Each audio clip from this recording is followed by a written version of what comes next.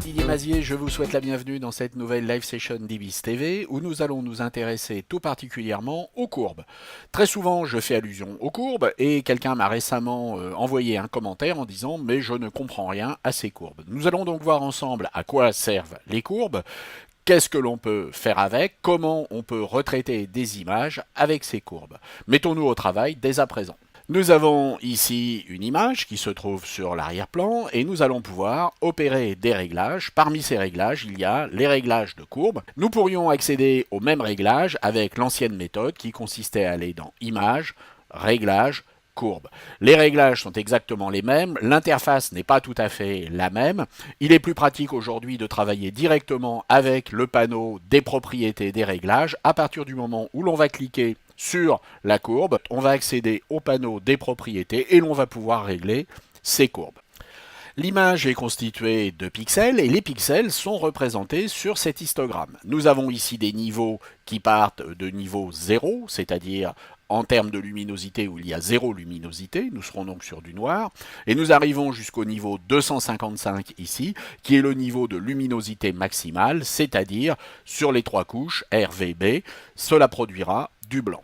Et puis nous avons des pixels qui constituent l'image. Et nous avons sur l'histogramme ici les niveaux de pixels, c'est-à-dire le nombre de pixels qui se trouvent sur chacun de ces niveaux. Lorsque nous nous déplaçons dans l'image avec ici la pipette, vous voyez que sur la courbe, nous nous déplaçons en même temps. Vous remarquez ici une grande crête. Cette crête correspond à des niveaux qui sont probablement des niveaux qui vont dans les gris blancs et qui sont assez nombreux dans l'image. Donc nous avons ici un histogramme et nous avons une courbe qui permet de comprendre comment nous allons pouvoir moduler l'affichage de ces différents pixels. Et nous allons pouvoir, en jouant sur les courbes, éclaircir ou assombrir certaines zones de l'image en fonction de l'endroit où nous interviendrons sur la courbe. On pourrait travailler de manière linéaire, c'est-à-dire prendre ici par exemple les tons foncés et décider que l'on va les éclaircir. Et au fur et à mesure que l'on va éclaircir ces tons foncés, vous voyez que l'image va devenir plus ou moins pâle. Ici, j'ai éclairci à 50% les tons foncés. La courbe va fonctionner de façon linéaire, c'est-à-dire que par rapport à sa position initiale, eh bien, elle va s'aplatir. De la même façon, je pourrais prendre les tons clairs et assombrir les tons clairs de manière à obscurcir mon image. Et puis, il y a les éléments les plus clairs de l'image et les éléments les plus foncés de l'image. Nous avons ici trois pipettes, une pipette avec les tons moyens, mais nous n'allons pas nous en servir, une pipette avec les tons foncés et une pipette avec les tons clairs.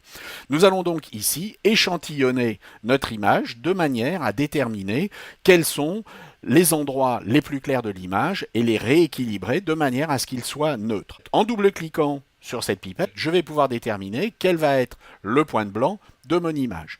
Et vous voyez que le point de blanc de mon image ne correspond pas à un trou dans le papier, c'est-à-dire à 255, 255, 255, mais j'ai cherché une valeur neutre qui va être un petit blanc légèrement imprimable. Il ne s'agit pas d'une lumière spéculaire.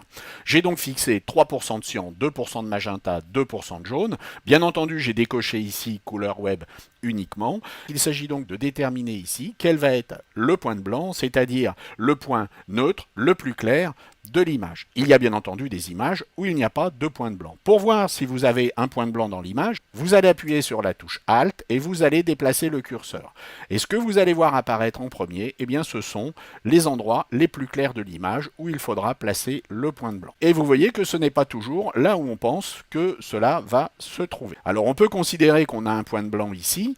Si je clique maintenant avec ma pipette sur cette zone de l'image, celle-ci va se rééquilibrer, c'est-à-dire que ce point de blanc qui aurait pu être peut-être un petit peu jaune ou un petit peu bleu va redevenir neutre. Et mon image, vous le voyez, a été réétalonnée. Je vais faire maintenant la même chose avec le point de noir. On va cliquer ici pour voir où apparaissent les zones noires de l'image.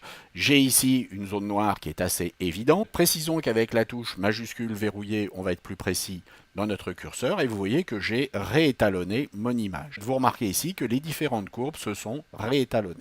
Alors l'image peut vous paraître ici peut-être un petit peu plus palichonne qu'avant. Il faut préciser qu'ici au niveau de l'affichage, vous devez préciser le format d'épreuve sur lequel vous voulez travailler, c'est-à-dire est-ce que vous travaillez pour l'internet ou est-ce que vous travaillez pour l'impression. Si je travaillais pour l'impression, eh bien j'aurais ici choisi espace de travail CMJN. Et puis il faudra également afficher les couleurs de l'épreuve. Voyons maintenant comment nous allons pouvoir moduler notre courbe. Nous avons des tons foncés et nous avons des tons clairs. Nous n'allons pas toucher aux valeurs extrêmes que nous avons déterminées une fois pour toutes, mais nous pouvons décider que les tons qui sont les plus foncés vont être soit éclaircis, soit assombris. En assombrissant légèrement les tons foncés, ici au niveau des 75%, on va renforcer le contraste. Et puis nous pouvons prendre ici les tons dans les 25% et les éclaircir légèrement de manière à, encore une fois, augmenter le contraste. Et vous voyez que nous avons maintenant une courbe en forme de S qui va nous produire une image qui va être beaucoup plus, entre guillemets, péchue. Si je masque ici le travail sur les courbes, vous voyez qu'avant nous avions une image qui était sympathique, mais nous avons maintenant une image qui est beaucoup plus dynamique. Notez également qu'on peut travailler avec cet outil, qui est un outil qui va nous permettre à différents endroits de l'image d'éclaircir ces parties de l'image. Et vous voyez que je clique et je tire, et en même temps, sur la courbe, il va y avoir une modification qui va s'opérer. Donc soit on travaille directement sur la courbe, soit on travaille avec cet outil directement dans l'image. Notez également que lorsqu'un point ne vous plaît plus, vous pouvez le prendre et le sortir directement de la courbe. Précisons également que vous pouvez travailler sur la couche composite, RVB ou CMJN si vous êtes en mode impression, mais vous pourriez travailler directement sur la couche du rouge ou sur la couche du vert ou sur la couche du bleu. Et puis il y a également des pré-réglages. Nous allons pouvoir ici appliquer des pré-réglages avec des contrastes linéaires, plus forts, etc. Vous voyez que nous avons vu ici maintenant l'essentiel sur les courbes. Notez également que les courbes sont des réglages qui sont ici sur des calques. Vous allez donc pouvoir masquer l'application de ces courbes à certaines zones de l'image. En peignant en noir sur ce calque, vous allez masquer l'endroit où vous peindrez. Et vous pouvez également ici atténuer votre réglage en jouant sur l'opacité. Eh bien, j'espère que cela vous a intéressé. J'espère surtout que maintenant vous allez pouvoir utiliser les courbes efficacement pour produire de toujours plus belles images. Je vous dis à très bientôt. Au revoir.